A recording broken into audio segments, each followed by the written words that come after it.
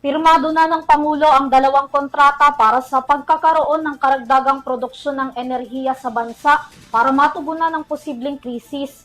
Sa ilalim ng kasunduan, pinayagan na ang Alegria Oil and Gas Field sa Cebu para sa exploration ng natural hydrogen sa Leyte.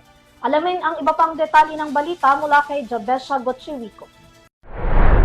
Pinirmahan ni Pangulong Ferdinand R. Marcos Jr. ang dalawang petroleum service contracts para sa eksplorasyon at produksyon ng lokal na enerhiya, isang hakbang na naglalayong palakasin ang sariling supply ng bansa. Isinagawa ang paglagdas sa gitna ng patuloy na tensyon sa Middle East na may epekto sa pandaigdigang merkado ng langis, dahilan upang higit na tutukan ng pamahalaan ang paggamit ng indigenous energy resources upang babawasan ang pagdepende sa imported fuels. Bilang sa mga proyektong aprobado ang Alegria Oil at ang gas field sa Cebu at ang pag-eksplora ng natural na hydrogen sa Leyte na inaasahang magdadagdag sa lokal na produksyon ng enerhiya at magpapalawak na kapasidad ng bansa sa sektor ng enerhiya.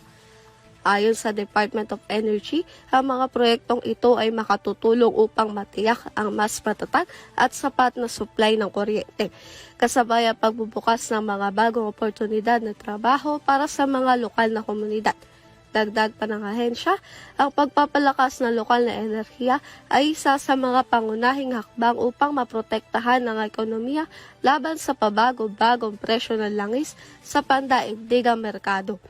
Binigyan din ng pamahalaan na mahalaga ang pagpapaigting ng mga proyektong pang-enerhiya upang matiyak na pangmatagalang seguridad sa supply at mapabuti ang kalidad ng buhay ng mga Pilipino. Patuloy naman ang DOE sa pagsusulong ng mga inisyatiba na magpapalakas sa energy sector ng bansa at magbibigay ng mas maasahang serbisyo sa mamamayan. Para sa EuroTV News, Jubesha Gotchiwico, sumasaludo sa bawat Pilipino.